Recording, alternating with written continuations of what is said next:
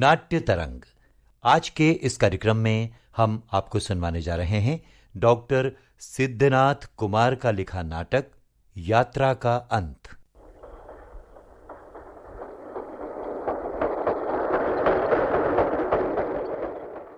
आप कब तक खड़े रहेंगे बाबू? यहाँ बैठ जाइए ना। बैठकर क्या करूंगा भाई, यूं ही ठीक हूँ। कब से तो आप खड़े हैं, थक गए होंगे। मैं यहाँ जगह बनाई देता हूँ, बैठ जाइए। मेरे लिए क्यों चिंता करते हो भाई, मैं ठीक हूँ। आप कुछ चिंतित मालूम होते हैं। चिंतित? चिंतित क्यों होऊंगा? नहीं, आपको देखने से लगता है कि आप कुछ दुखी हैं। मेरे सुख दुख से किसी को क्या मतलब? आप यहाँ बैठ तो जाइए। दुनिया में आदमी है तो एक दूसरे की चिंता तो करनी चाहिए। हाँ भाई, जरूर करनी चाहिए।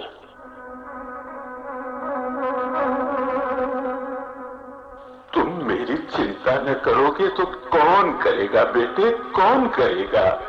मैं लाचार हूँ पिताजी। ये मेरी इज्जत का सवाल है राजेश बेटे, ये मेरी इज्जत का सवाल है। नरेश लाचार है तो मैं भी लाचार हूँ। आप कुछ सोच रहे हैं क्या? हाँ? नहीं भाई, सोचूंगा क्या? मेरे पास सोचने को है क्या? घर परिवार में तो सब ठीक है ना? हाँ, सब ठीक ही है।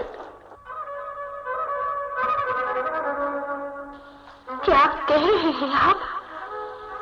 राजेश की माँ, जिस धरती पर मैं खड़ा था ना, वो धरती मेरे पैरों के नीचे से खिसक गई है।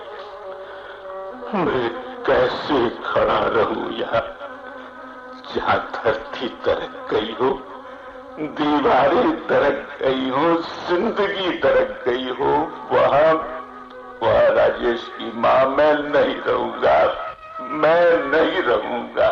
लेकिन आप जा कहाँ रहे हैं? पिताजी, मुझे गलत नाम से न पुकारो। आप आराम से बैठिए ना। मैं बहुत ठीक हूँ भाई, बड़ी मेहरबानी है तुम्हारी। इसमें मेहरबानी की क्या बात है? आदमी एक दूसरे की मदद नहीं करेगा तो दूसरा करेगा कौन? ठीक कह रहे हो तुम भाई। आप जा कहाँ रहे हैं? क्यों? नहीं पूछना चाहिए क्या? नहीं भाई, पूछने में क्या हर्ज है। मैंने यही जानने के लिए पूछ दिया कि कहाँ तक आपका साथ रहेगा। कहाँ जा रहे हैं आप?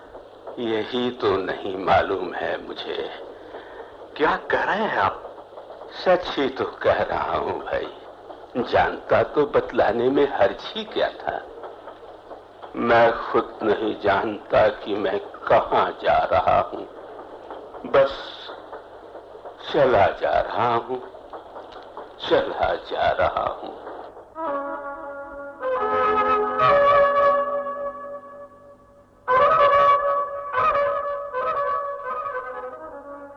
अब क्या होगा राजेश?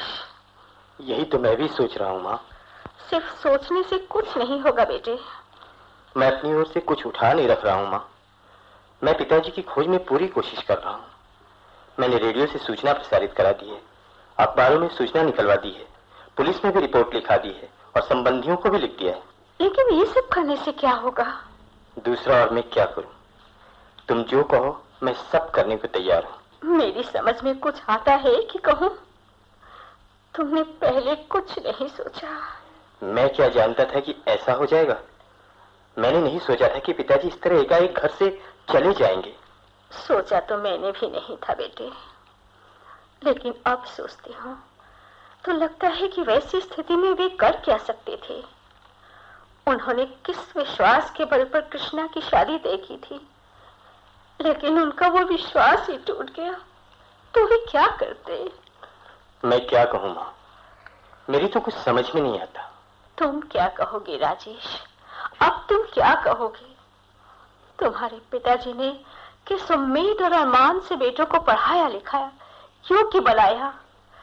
अपने लिए उन्होंने कुछ नहीं किया। जो कमाया सब बेटों की पढ़ाई लिखाई पर लगा दिया।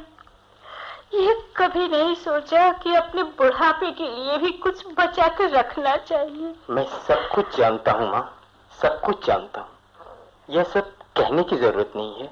इसी बात का दुख है बेटे कि तुम सब कुछ जानते हो, समझते हो, और तब भी तुम्हारे पिताजी को घर छोड़कर जाना पड़ा। मुझे भी इसी बात का दुख है माँ। मैंने उन्हें रोकने की कितनी कोशिश की, लेकिन वे नहीं रुके तो नहीं रुके। लेकिन तुमने उन्हें अकेले छोड़ कैसे दिया? मैं क्या करता माँ, मेरी बात उन्होंने बिल्कुल नहीं मानी। मैंने कितना कहा, लेकिन उन्होंने कुछ सुना ही नहीं। मैंने समझा अभी आवेश में है, कुछ देर में इधर उधर से घूमकर खुद ही वापस चले आएंगे। कई दिन तो हो गए, कहीं उनका पता नहीं है। यही तो मालूम नहीं होता कि कहाँ चले गए। ये नरेश के यहाँ तो नहीं गए होंगे? नरेश का रंग तो देख आए थे, उनके यहाँ कैसे जा सकते हैं? और कोई ऐसा रिश्तेदार और परिचित तो दिखाई नहीं पड़ता जहाँ वे जा सके। जिसने अपने बेटे का घर छोड़ दिया है, वो रिश्तेदार और परिचित के यहाँ जाएगा? फिर कहाँ गए होंगे वे? इसी से तो मुझे चिंता हो रही है, कहीं वे कुछ ऐसा न कर बैठे।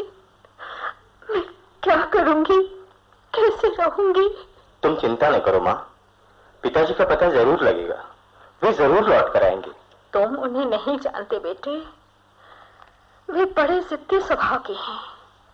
आन के सामने भी और कोई बात नहीं सोचते। जिद और आन के चलते ही उन्होंने इतना कष्ट सहकर तुम लोगों को पढ़ाया लिखाया है। उन्होंने तुम लोगों के विश्वास पर कृष्णा की शादी तय की थी। शादी न होने पर समाज में उनकी कितनी बेइज्जती होती। क्या वे कहीं मुंह दिखाने लायक रहते? गलती तो जरूर हुई है माँ। अब कहने से क्या होता है राजेश, तुम्हारे पिताजी चले गए, मेरी तो दुनिया ही खत्म हो गई। ऐसा न कहो माँ। कहने न कहने से क्या, सच तो सच ही रहेगा ना। वे थे तो मेरे लिए सब कुछ था, वे चले गए, मेरा सब कुछ चला गया। मैं क्या करूंगी, कैसे जीऊंगी? ऐसा न कहो माँ, हम लोग तो हैं। कैसे विश्वास करूं मैं? जिसने पिता की त्याग तपस्या के मूल्य नहीं समझा, वो मेरी चिंता करेगा। माँ, ये क्या कह रही हो तुम? सच ही तो कह रही हूँ बेटे, जो अपनी आंखों के सामने देख रही हूँ, अनुभव कर रही हूँ, वही तो कह रही हूँ। मुझे गलत न समझो माँ, मैंने इस परिस्थिति की कल्पना भी नहीं की थी। नहीं तो ऐसा क्या मैं कभी होने देता? पिताजी जो कहते, जैसा कहते, वही करता मैं। अब ये सब कहने से कोई फायदा नहीं है। मैं तो बस यही चाहती हूँ कि तुम्हारे पिताजी लौट आए, सकुशल लौट आए। अपनी ओर से तो मैं पूरी कोशिश कर रहा हूँ माँ। कोशिश तो करनी ही है बेटे। मेरे मन में बार बार यही आ रहा है कि मैं भी उनके साथ क्यों नहीं चली गई। मुझे क्या हो गया था उस समय कि मैं खड़ी देखती रही और वे मेरी आंखों के सामने से चले गए। ये सब मत सोचो माँ, मत सोचो। जो होना होता है वही होता है, उसे कोई रोक नहीं सकता। जानती हूँ मैं, लेकिन इससे मेरे मन को संतोष नहीं होता, कभी नहीं हो सकता। मैं कह देती हूँ राजेश, अगर वे लौट कर नहीं आए तो मैं भी इस घर में नहीं रहूंगी। ये क्या कहती हो माँ? मैं सच कहती हूँ बेटे, अगर तुम्हारे पिताजी लौट कर नहीं आए तो मैं भी इस घर में नहीं रहूंगी, कभी नहीं रहूंगी। माँ, ऐसा ना कहो, ऐसा ना कहो माँ। तुम ही बताओ, दूसरा मैं क्या कहूँ? हमारी उम्मीद अभी खत्म नहीं हुई है माँ। उन्हें खोजने में मैं कुछ नहीं उठाने रखूंगा। मैं उमेश को इस काम के लिए शहर भेज रहा हूँ और मैं खुद भी घूम फिर कर उनका पता लगाऊंगा। आशा तो तुमसे यही है, लेकिन मेरा मन नहीं मानता। मन में तरह तरह की आशंकाएं आती रहती है। मन को धीरज बंधाओ माँ, धीरज बंधाओ, मुझ पर विश्वास रखो। क्या है कृष्णा? तुम यहाँ कब से खड़ी हो बेटी? अभी ही आई हूँ माँ। क्या बात है बेटी? माँ, खाना तैयार हो गया है। मुझे तो भूख नहीं है। क्यों माँ? सवेरे भी तुमने नहीं खाया था। भूख होगी तो खा लूंगी। पर इस तरह खाना पीना छोड़ दोगी तो कैसे होगा माँ? तुमने भी तो सवेरे नहीं खाया था भैया। तुम भी खाना पीना न छोड़ो राजेश। मैंने नाश्ता किया था माँ, भूख नहीं मालूम हुई। एक बात कहूँ माँ? कहो ना, क्या बात है बेटे? माँ, मैंने आज तक तुमसे कभी कुछ नहीं कहा, लेकिन मेरा मन अब बिल्कुल भर आया है माँ। क्या बात है बेटी, कहो भी तो। मैं तुम्हारी बातें अभी सुन रही थी माँ। तुम कहती हो कि पिताजी वापस नहीं आए तो तुम भी ये घर छोड़कर चली जाओगी। क्यों माँ? यहाँ रहकर मैं क्या करूंगी बेटे? लेकिन मेरा क्या होगा माँ? मेरा क्या होगा माँ? मैं क्या करूंगी? मैं कैसे रहूंगी माँ? ये सब क्या कह रही हो तुम? बेकार की बातें नहीं सोची जाती कृष्णा।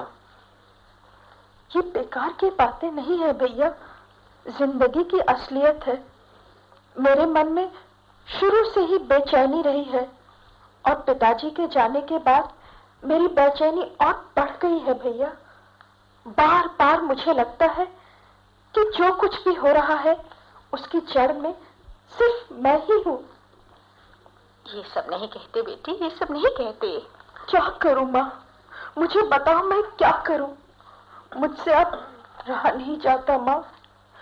अपने ही कारण इस घर को बर्बाद और परेशान होते देख मैं सचमुच बहुत बेचैन हूँ माँ। सब कुछ मेरी शादी के कारण ही तो हुआ है। इसी के लिए तो पिताजी इतने परेशान रहे। इसी के लिए तो घर के अपने लोगों में संघर्ष और तनाव बढ़ा और इसी के कारण तो पिताजी को घर से चला जाना पड़ा। सबकी परेशानी की जड़ तो मैं ही हूँ माँ। काश कि मैं नहीं रहती माँ। ये सब क्या कहती है बेटी? ये सब मत कहा। जिंदगी है तो ये सब देखना और भोगना ही पड़ता है। लेकिन तुम भी चली जाओगी माँ तो मैं कैसे रहूंगी माँ? मैं अभी जा कहाँ रही हूँ? तुम्हें छोड़कर मैं जा सकती हूँ भला? बिना तुम्हारा इंतजाम हुए मेरे मन को कहीं शांति मिलेगी? लेकिन मैं क्या कहूँ, तुम्हारे पिताजी के जाने के बाद से मैं बहुत बेचैन हूँ, बहुत दुखी हूँ। हम सब दुखी हैं माँ, लेकिन सिर्फ दुखी होने से तो काम नहीं चलने वाला है ना। ऐसी परिस्थिति में हम लोग जितना कुछ कर सकते हैं करेंगे, जी जान लगाकर करेंगे। यह और कुछ सोचने का समय नहीं है। अभी तो उन्हें कहीं से खोजकर घर ले आना है। हे भगवान, कहाँ होंगे वो? कैसे होंगे? उनकी रक्षा करना भगवान।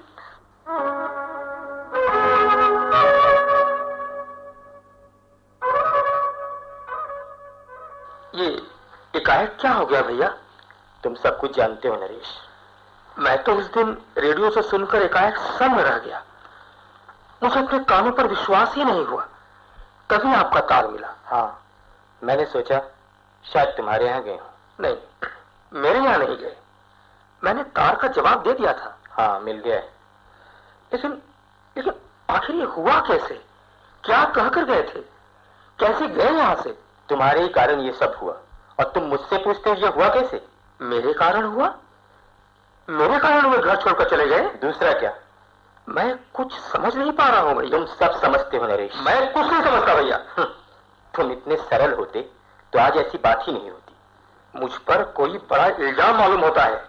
नहीं नरेश, इल्जाम लगाने वाला मैं कौन होता हूँ? मुझे तो सिर्फ दुख है इस बात का कि जिस पिताजी ने हम लोगों के लिए इतना किया, उन्हें हम लोगों के कारण घर छोड़ना पड़ा। कुछ बात भी तो बतलाइए भैया। कृष्णा की शादी के सिलसिले में पिताजी तुम्हारे पास गए थे? गए तो थे। तुमसे कुछ बातें हुई थी? तुमने क्या कहा था? मैंने कहा था कि मैंने मकान में काम लगा दिया है, पैसों की कमी हो गई है, इसलिए मैंने अपनी लाचारी जाहिर की। उसी लाचारी ने तो यह अनिष्ट कराया है नरेश। आपके यहाँ क्या बातें हुई? मैंने उनसे कहा था कि 40,000 रुपए बहुत होते हैं, अकेले मैं उतने रुपए नहीं दे सकूंगा। आधा नरेश दे दे तो आधा मैं दे दूंगा। उन्होंने क्या कहा? उन्होंने जो शादी तय की थी उसे तोड़ने को वो तैयार नहीं थे और उसमें 40,000 से कम लगते नहीं। मैंने उनसे बार बार कहा कि मैं 20,000 रुपए देने को अभी भी तैयार हूं, लेकिन इतने से काम चलने वाला नहीं था। और तुमने तो कुछ भी देने से साफ ही इनकार कर दिया। मैं क्या कर सकता था भैया, मेरे रुपये मकान में लग गए हैं और मकान अभी अधूरा है। अरे मकान कुछ दिन और अधूरा रह जाने से तुम्हारा कुछ बनता बिगड़ता नहीं। तुम चाहते तो पिताजी को आसानी से 15-20 हजार तो दे ही सकते थे। पिताजी की इच्छा पूरी हो जाती, कृष्णा की शादी भी हो जाती, और आज जो कठिन परिस्थिति हमारे सामने आई है इसका सामना तो नहीं करना पड़ता। आप कहते तो ठीक है, लेकिन मैं अपनी लाचारी की बात क्या कहूं? कोई भी कह सकता है कि तुम्हारी लाचारी एक बहाना है। उनका सहज विश्वासी मन इसे बर्दाश्त नहीं कर सका। मुझे लगा कि वे एकाएक टूट गए। मैं उनकी स्थिति समझता हूं भैया, लेकिन मैं इसमें कर क्या सकता था? सब तो तुम ही कर सकते थे नरेश। तुमने रुपए दे दिए होते तो पिताजी को इस तरह घर तो नहीं छोड़ना पड़ता। जब ऐसी बात थी तो आपने ही पूरे रुपये क्यों नहीं दे दिए? आपके पास रुपये नहीं थे क्या? मुझे पहले शादी की बात का पता नहीं था और मैंने कुछ रुपए खास काम में लगा दिए थे। जानता हूं मैं वो खास काम। जमीन बाद में भी खरीदी जा सकती थी। मुझे शादी का पता रहता तो मैं कभी अपने रुपए जमीन में नहीं लगाता। ये सब कहने की बातें हैं भैया। तुम जो कहो नरेश, मैं अभी किसी बहस में नहीं पड़ना चाहता। अभी मैं बहस में पड़ने की स्थिति में हूं भी नहीं। अभी मेरे सामने दूसरी समस्या है। समस्या? क्या समस्या है? पिताजी के चले जाने से तुम्हें दुख नहीं होता क्या? होता क्यों नहीं भैया, लेकिन अब करना क्या है? पहले तो पिताजी की खोज करनी है, उन्हें वापस ले आना है। माँ कहती है कि पिताजी नहीं आए तो वो भी कहीं चली जाएगी। कृष्णा कहती है कि माँ यहाँ नहीं रहेगी तो वो भी नहीं रहेगी। समस्या तो कठिन है ही। खोज के लिए जो कुछ करना चाहिए वह सब मैं कर रहा हूं। ईश्वर करे वे वापस आ जाएं। कहीं कुछ हुआ तो बड़ी बदनामी होगी। बदनामी तो होगी ही, लोग तरह तरह की बातें करेंगे। ये तो है ही, अपना कर्तव्य भी तो है। आप जो कुछ उचित समझे करें, मैं आपके साथ हूं। पिताजी आए या ना आए, असली समस्या तो अपनी जगह पर है और उसे हम ही लोगों को सुलझाना है। आप कृष्णा की शादी की बात कर रहे हैं? हाँ, मैं उसी के बारे में कह रहा हूं। अब तो वो हम ही लोगों की जिम्मेवारी है ना। अब हम लोग उसे किसी दूसरे पर तो नहीं फेंक सकते। जैसे भी हो हम ही लोगों को निभाना है। हाँ, उसे भी देखा जाएगा भैया। तुम्हारा पूरा सहयोग चाहिए। मुझसे जो हो सकेगा जरूर करूंगा। पहले पिताजी के बारे में कुछ पता तो लगे। क्यों बेटे, कुछ पता लगा? नहीं माँ, कुछ भी नहीं मालूम हुआ। कितने दिन तो हो गए। हाँ माँ, इसीलिए अब मुझे भी चिंता होने लगी है। मैंने अपनी ओर से कुछ भी उठा नहीं रखा है। जहां जहां सूचनाएं दे सकता था सब जगह मैंने दे दी है। उमेश को भी मैंने इधर उधर घूमकर पता लगाने के लिए भेजा, खुद भी बाहर गया, पर कहीं कोई पता नहीं मिला। ये सब तो मैं देख रही हूँ। अब मैं क्या करूं, मेरी समझ में तो कुछ नहीं आता। मेरी भी आशा अब शेष हो गई है। अब क्या होगा? जो ईश्वर की इच्छा होगी। ईश्वर की ही इच्छा है तो किया जा सकता है। क्या सोच रहे हो तुम? अब मैं क्या सोचूं माँ? मैं कहीं जा तो नहीं सकती, लेकिन मैं जानती हूँ कि मैं भी अब बहुत दिनों तक जीऊंगी नहीं। ऐसा न कहो माँ।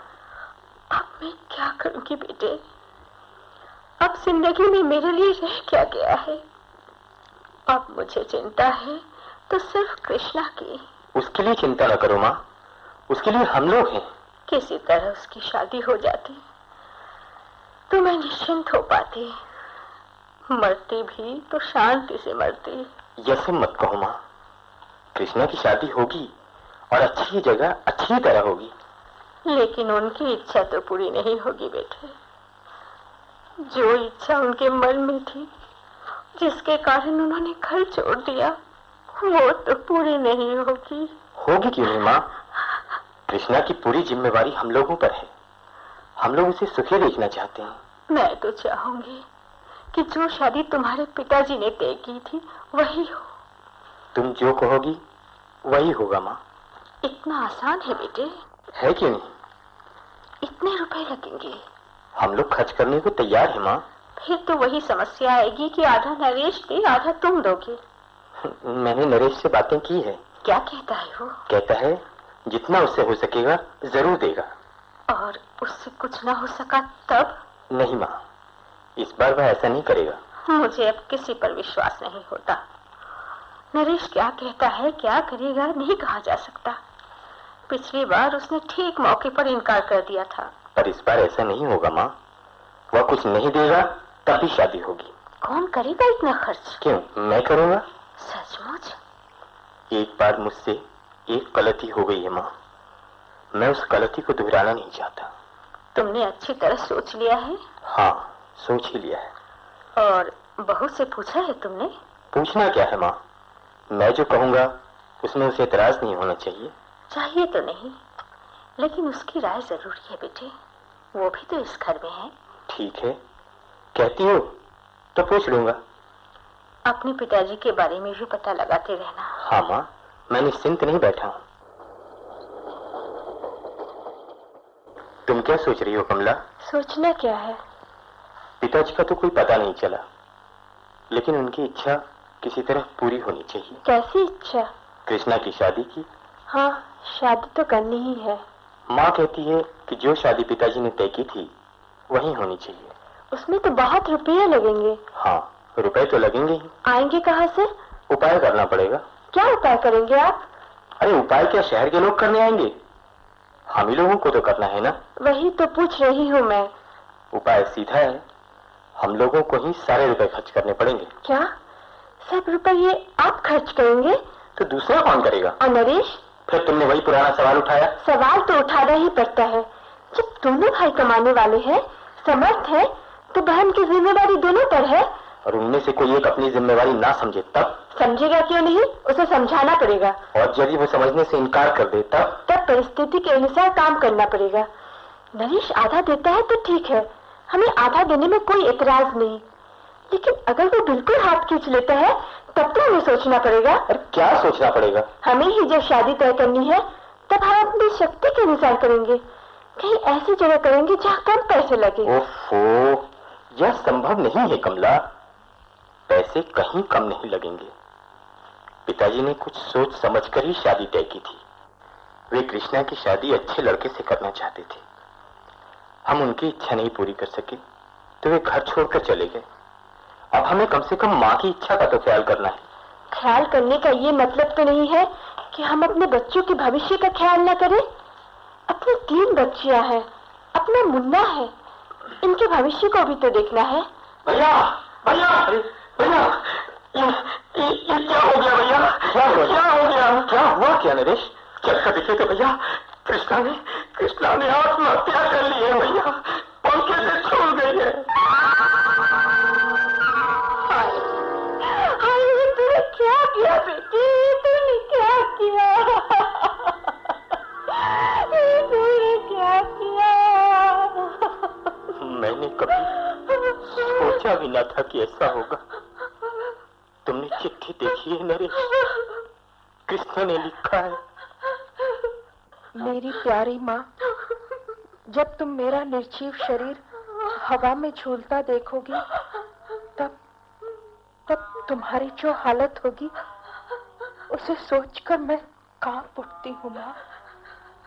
लेकिन मेरे लिए अब रास्ता ही क्या है? रोज रोज हर मिनट हर घड़ी मरने से तो एक ही बार मर जाना ज्यादा अच्छा है।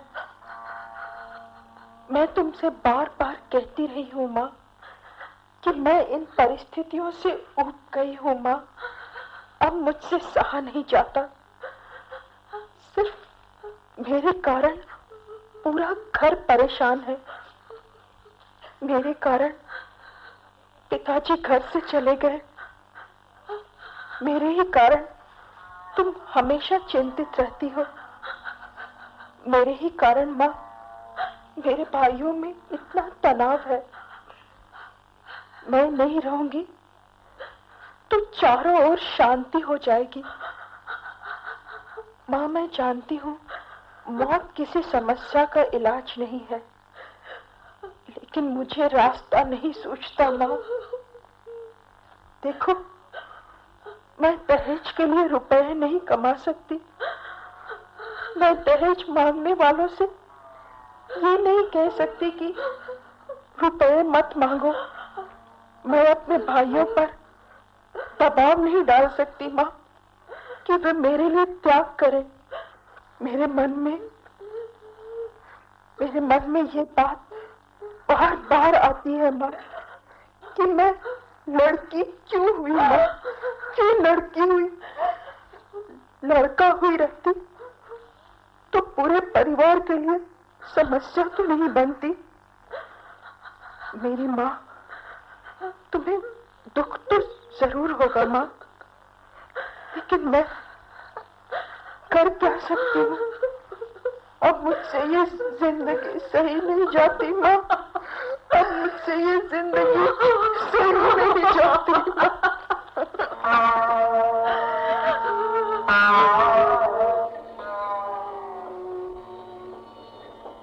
आप ही से तो पिछली बार भेंट हुई थी। हाँ भाई, इसी ट्रेन में। ठीक तो है? ठीक ही हूँ। कहाँ जा रहे हैं? मैंने कहा था ना, मुझे खुद ही नहीं मालूम मैं कहाँ जा रहा हूँ। कई जगह उतरा लेकिन कहीं रुक नहीं सका। मैं नहीं जानता मेरी यात्रा का कहाँ अंत होगा। आपके अंदर जरूर कोई बेचैनी है। ये अखबार आज का है। हाँ, आज ही का है। लीजिए, देखिए। ये पत्र राजेश ने छपवाया है क्या? राजेश? कौन? कोई नहीं, किसी राजेश ने ये पत्र छपवाया है, वही देख रहा हूँ। पूज्य पिताजी, पता नहीं आप कहाँ हैं। अगर आप यह पत्र देखें तो जहां भी हो लौट आइए। हमें माफ कर दीजिए, पूरा घर दुख में डूबा हुआ है। कृष्णा नहीं रही, मां मरनासन है। नहीं रही, मां मरनासन है। नहीं, ऐसा नहीं हो सकता, नहीं हो सकता। क्या बात है भाई साहब? मैं कहता हूँ ऐसा नहीं हो सकता। कृष्णा नहीं रही, क्या मतलब है इसका? कहाँ नहीं रही? दुनिया में नहीं, ऐसा नहीं हो सकता। ये आपके घर की चिट्ठी है। लौट जाइए भाई साहब, लौट जाइए भाई साहब। लौट कर क्या करूंगा? क्या करूंगा लौट कर? आपकी पत्नी बीमार है। हाँ, मेरी पत्नी बीमार है, लेकिन मेरी बेटी कहाँ गई? मर गई? कैसे? नहीं, ऐसा नहीं हो सकता। लेकिन क्यों नहीं हो सकता? मैं घर छोड़कर भाग सकता हूँ, तो क्या वो दुनिया नहीं छोड़ सकती? हाँ? क्या उसने आत्महत्या कर ली? नहीं, उसने आत्महत्या नहीं की है, मैंने उसकी हत्या की है। मैंने उसकी हत्या की है।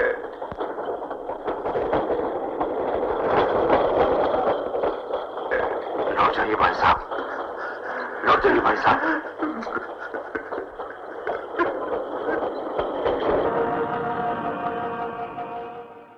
तो ये था नाटक यात्रा का अंत।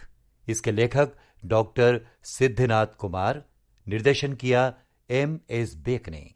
आकाशवाणी के रांची केंद्र की इस प्रस्तुति के साथ ही आज का नाट्य तरंग कार्यक्रम समाप्त हुआ।